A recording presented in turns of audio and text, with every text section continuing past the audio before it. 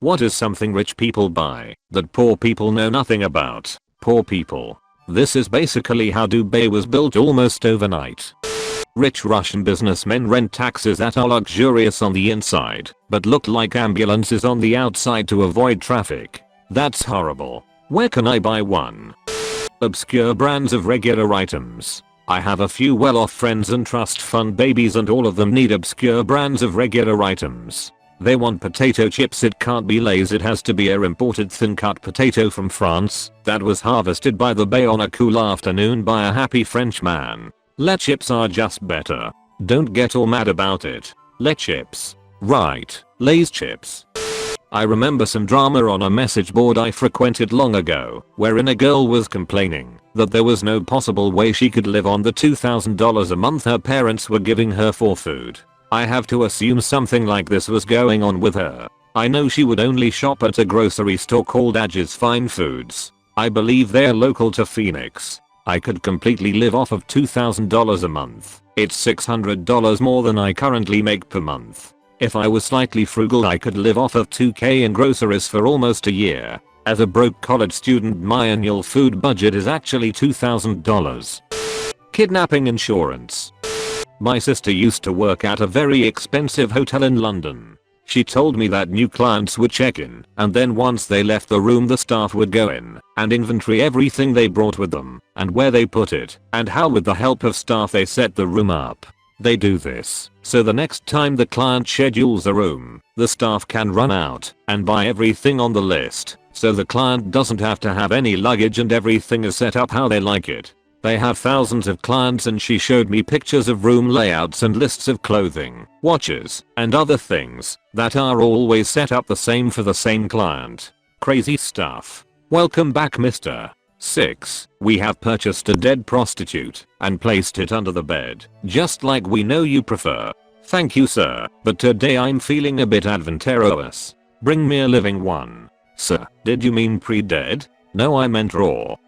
This is embarrassing, but until last year, I'm now 24, it did not occur to me that people could file their own taxes and not use an accountant. Or rather, John, the family accountant. Shut is easy if you're poor. Income, $0. State withholdings, $0. Taxes, $0.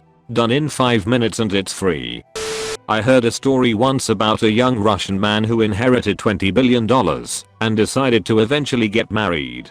For his bachelor party, he invited all his boys to Russia, escorted them in a black car right from the runway, and they were driven 4 hours deep into the Russian forest. They stopped at a random hotel for the night, and then in the morning, they were dropped off in the middle of the forest. All of a sudden, a bunch of Russian men riding horses and dressed in traditional Russian battle armor surround the guys. They tell the guys that, in honor of their boy's marriage, they are going to get sweeted up, ride horses, and rape and pillage a nearby village. I kid you not, their billionaire friend purchased a random, small Russian village deep in the forest, rented 54 of the best prostitutes in Russia, 18 guys times 3 girls each, to act as the villagers, rigged the entire place to be suitable for raping and pillaging, and finally, placed 18 huge cubes of frozen ice inside each of the houses in the village. These giant ice cubes contain precious jewels, Rolex watches, money, and other valuables. The 18 guys were all given a time limit, and the girls were incentivized with money to distract the guys as much as possible in their quest to break down the solid ice blocks. I will let your imagination run wild. Maybe not rich people, but a surprising amount of my friends who are very poor, as in have been homeless before, had not heard of, nor tasted raspberries before. From what I've seen in Switzerland, most very rich people don't actually appear to be rich. They live in big houses, but it's all very private, and they don't show off their wealth like other less rich people that try to show off everything they own and don't own. The houses are usually in remote places, and with walls or bushes to stop you from seeing what's inside. The typical Nouveau rich will just show off their mansion at every opportunity. A very rich guy is not the one that is driving a Ferrari and slowing down to revving his engine near women. A very rich guy is the one that you don't actually see. You merely feel the wealth when the occasional Bentley or Rolls Royce passes by without making heads turn. Some anecdotal story that happened with me. I was at an ATM machine in Switzerland, behind an old lady that looked to be quite poor. When it was my turn to use the machine, I noticed that she didn't remove her card and I could still check how much money she had in her bank account and even withdraw money. She had around 8 million Swiss francs. And yes, I called her and told her that she forgot to remove her card. CS:GO skins. 3-ply toilet paper. The truly rich actually use 700 ply. Each square is a cube. Peasants. I have my man clean it for me using a swan's neck then buff it with a chamois leather. I live in New York City and work as a courier. I regularly deliver things like $50 cookies, 4 of them, across town for a $15 delivery charge. $65 for 4 cookies. Then I must go through the service entrance under the building as I'm not allowed in the regular halls. Upon arriving I hand the cookies to the servant who answers the door. That is in an elevator that opens onto the kitchen usually. I have delivered a $35 bagel. The new thing is cold pressed juices. Daily I will drop an $80 order for 4 juices plus delivery cost. So pushing a $100 for some juice. The apartment's overlooking Central Park. It's crazy. I saw a 12-year-old kid in a private school uniform wearing a brand new Apple Watch and eating with friends at a cafe that had to be $30 a head for a coffee and a snack. Then left and walked into a brownstone, $5 to $10 million in Manhattan. That kid will go to a schools that I will never see, make friends and connections that are impossible otherwise. The 1% live a different life, different rules, different opportunities. I think it's great for them. My only concern is the resources that are required to maintain that life are staggering. The carbon footprint, the man hours of people serving them, mind-boggling. Those apps that cost $4.99 and above.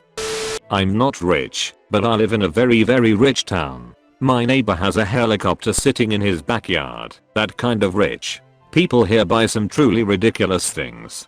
Don't you hate? For example, when you get on your private jet to go across the country, but as soon as you get there you need to go rent a car? Well, people around here don't have that problem. They pay a service to ship their Ferraris and Lamborghinis to their destinations ahead of time so they can drive them when they get there. Yeah, I've been to family parties and events where famous people are simply summoned and show up.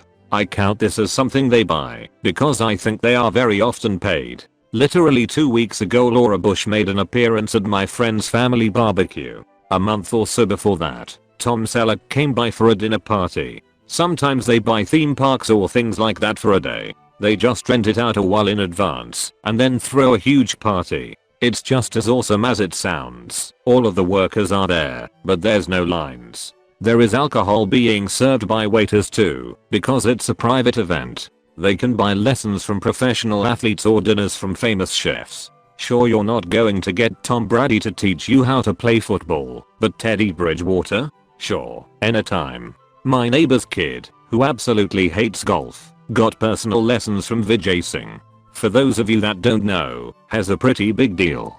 Rich people do this just to say they did though. They'll get a professional dedicated instructor who coaches the likes of Tiger Woods if they want to actually get good, but they just want to say they got a lesson and a picture with Vijay Singh. A lot of my friends have 2 or 3 exact copies of their phones in case one breaks. That in itself install that expensive, but it just goes to show their mentality towards money. Who needs a silly thing like insurance when you could just buy 3 more? Crack a phone? No problem. Got a fresh one in my pocket. Crash your McLaren? No problem. Got a fresh one in the garage. Sometimes you have to buy people. Not exactly what it sounds like, but say you're having trouble with your home's computer system. Most people here have huge house-wide computer terminals. I have no idea how they work. Well, then you need to go out and buy a personal IT guy for your house.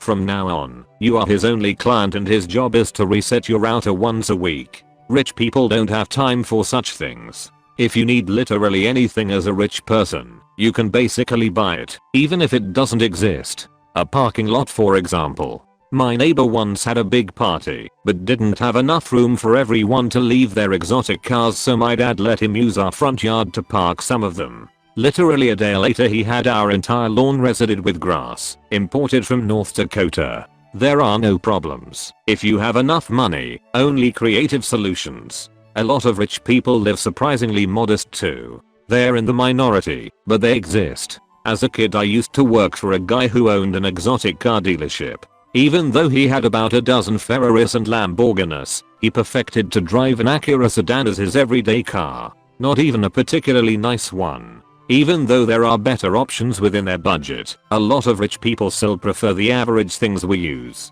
If you're not rich, then what are you doing in the neighborhood? He's probably rich to most people, but if you're surrounded by rock stars and people that own helicopters, you might not think so yourself. It would be funny if he lived in an average house in the middle of a neighborhood full of giant mansions though. Daddy, why is that tiny little house there? That's the average people. Come to think of it, I don't know why they are still around.